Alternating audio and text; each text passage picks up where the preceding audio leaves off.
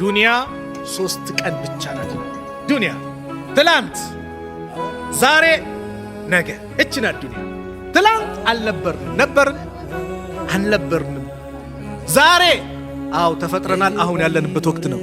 ነገ ገይብ ነው፣ አላህ ነው የሚያውቀው የት እንደምንሆን አናውቅ። በቃ ዱንያ እቺ ናት።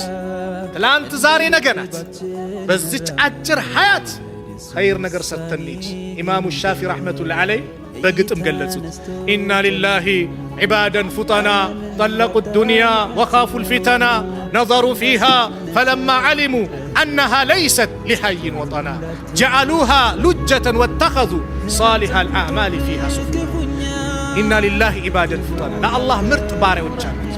ጠለቁ ዱንያ ወኻፉ ልፊተና፣ የዱንያን ጭቅጭቅ ፊትናው ምኑን ሰግተው ዱንያን በሶስት የፈቷት።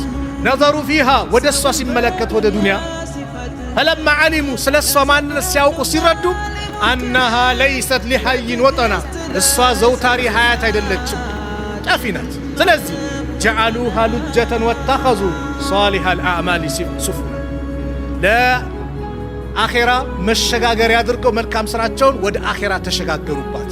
ልክ መርከብ ላይ ባህር ላይ ወደ የብስ በመርከብ እንደምንሸጋገረው እሳቸውም እነሱ ምን አደረጉ? በዚህ መልኩ ተሸጋገሩባት።